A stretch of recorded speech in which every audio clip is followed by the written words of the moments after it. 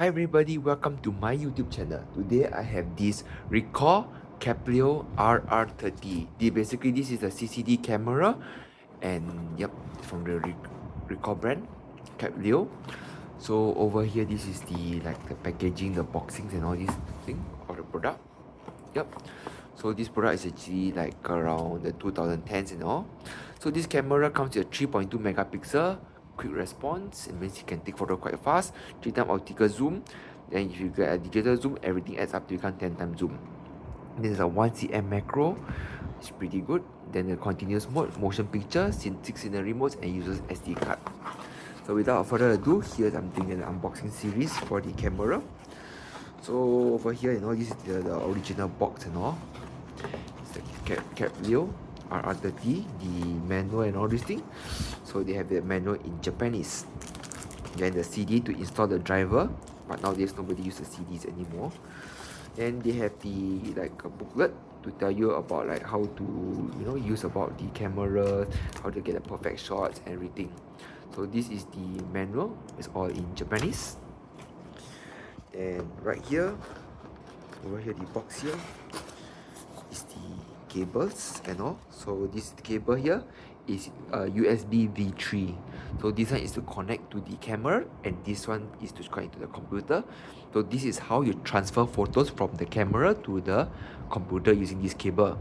Alternatively, you can use the SD card reader, where you buy the SD card for the camera and you can just use it up. Then they have this cable. This cable is for you to connect to the TV, so where you can view your photos from the camera to the television. And not forgetting that, this camera also uses AA batteries and all these things. So this A camera, it doesn't really dissipate the AA battery as fast as compared to those Nikon or Canon, which uses a higher processor system. So without further ado, this is the camera right here.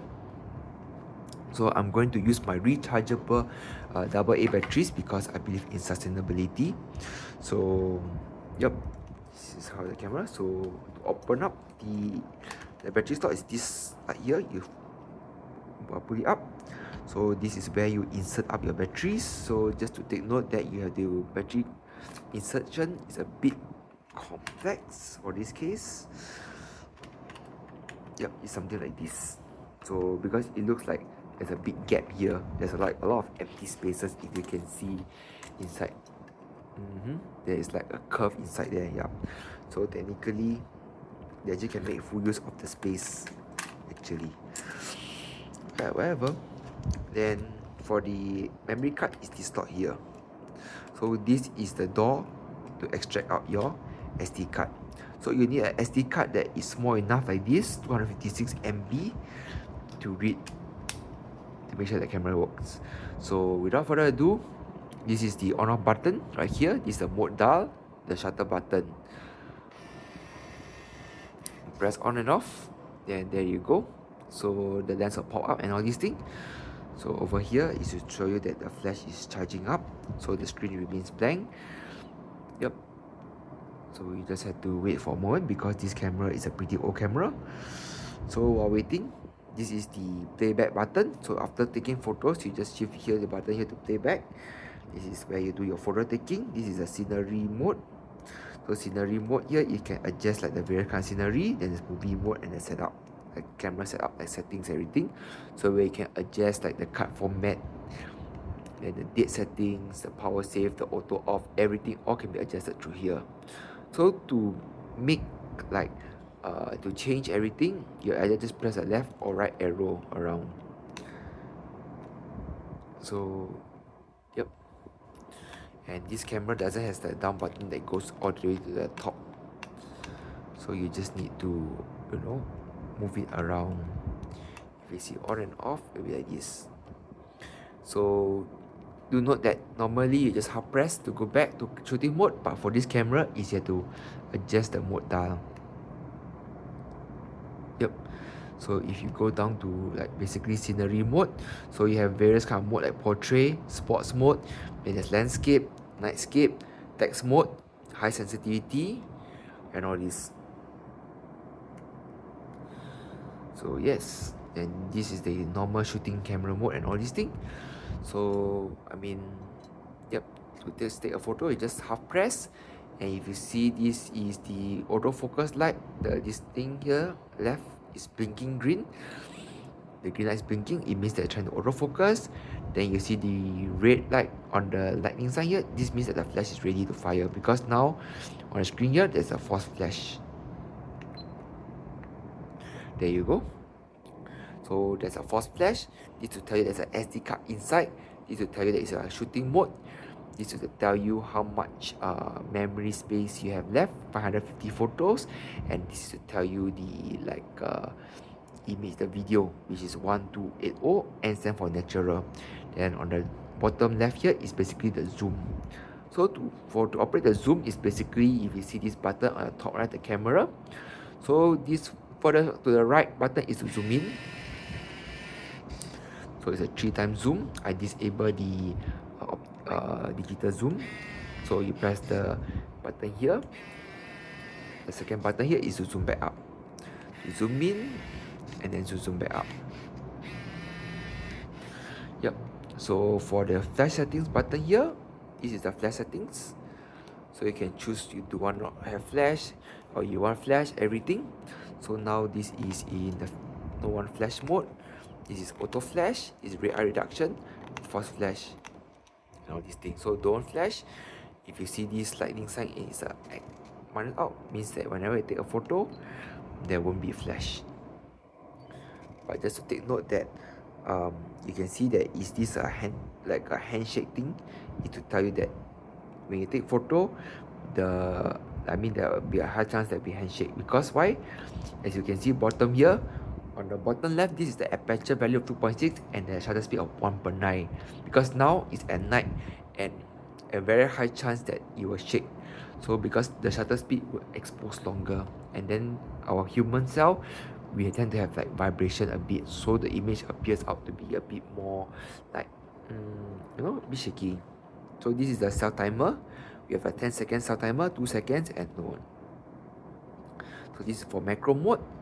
So if you press this, it's basically to shoot up, to focus on to close up objects. And also you can see this is the macro one. So macro mode is on, macro mode is off. And you press this button here is to view back the photos you have taken, which is this one. So other than that wise, this is the normal settings and all.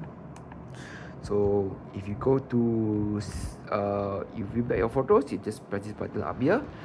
Then you press this button here, left or right, to view back the photos you have taken. So for example, you don't like this photo, you just press this button at the top here to erase it. Then you press OK here. Then to go back to shooting mode again, you just move the thing up to shooting mode. But now I just want to show you about scenery modes and all these things. So in scenery mode, you can select the various kind of mode that is available, like I mentioned just now. The only thing is you just have to press the OK to select. So in this mode here, you can just adjust it around. So if you press the display, if you want it for the minimalization, you press something like this. Then this is for the viewfinder view, which is here. So there you go. It's just pretty easy. So you just play around. Basically, it works the same way. It's the function for the flash, everything. So all the function works. So if you press the menu button here, you can adjust the white balancing, everything. You press OK.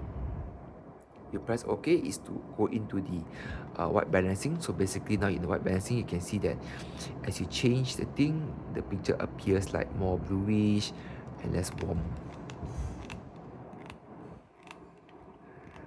Then if you like these settings, you just press the OK button. And this is a picture size. So you can adjust around. This natural 1280 or 2048 is the best quality. So you just go for the normal one. Just press OK. Then to go back, you can just press the menu button to return back. So if you're in the auto settings, the normal settings, if you press the menu button here, you can adjust the exposure compensation, white balancing, picture quality size, focusing, continuous mode. Then if you press the right button to move to the next page, you can adjust the photometry, ISO settings, time exposure bracket, then the interval, the date imprint, which most of you would like to ask, is a date imprint right here.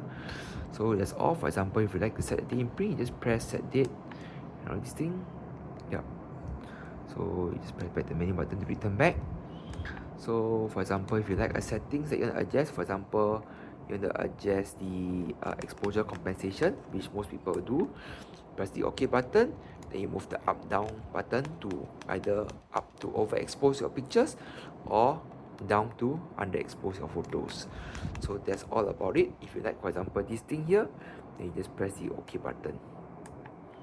Then you just press back to the menu button, press OK to select, press menu to go back. So your photo will remember as EVS minus 0.1. So that's all for today's video. Thank you very much for watching all the way to the end. Please subscribe to my channel, like this video, and share this video with your friends. I appreciate everybody's help in this.